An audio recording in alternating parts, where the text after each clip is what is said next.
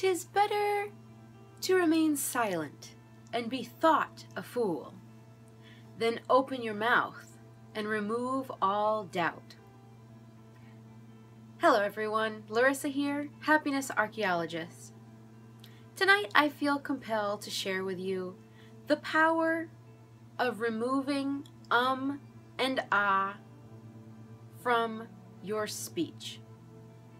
While tolerance from your audience may be increased on a one-to-one basis, if you are ever speaking publicly or in a way that is meant to introduce you to your audience, if you have and or ah in your speech in rapid succession, the more of them that accrue, the more quickly your audience's confidence in you diminishes.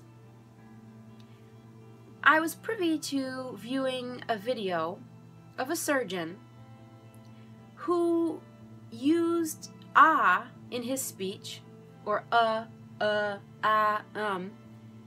25 times in just over a minute.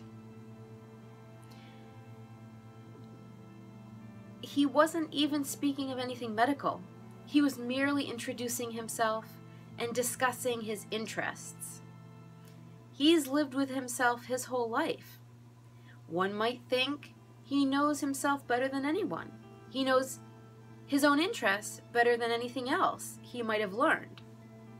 So if he cannot clearly communicate what he enjoys spending his time doing, how can a person trust that he knows which way to cut a person to fix them?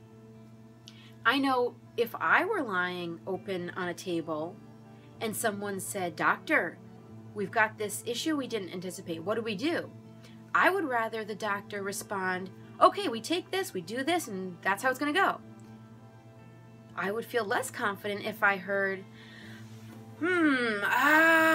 well, gee, I don't know, because I would think he didn't know what to do, and that he was saying, "I'll have to think about it and get back to you," more or less. So if you desire to communicate clearly and instill confidence in your audience, it would be wise to monitor how many times you make these utterances. While I am a huge proponent of auditory expression and all kinds of expressive arts, certain noises when communicating have another time and place.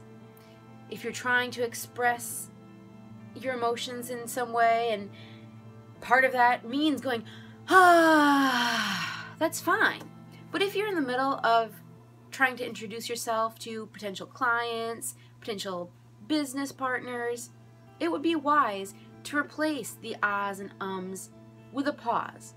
Even if it's because you forgot what you were thinking, even if that pause feels like it's 5 minutes long when it's not even 1 second, if you do it confidently and don't show that you've forgotten what you're saying, your audience will just think you're pausing either for a dramatic effect or to let them think for a moment and soak in what you've shared with them.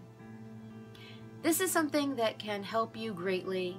I hope you'll begin to raise your awareness of how often and how many times you say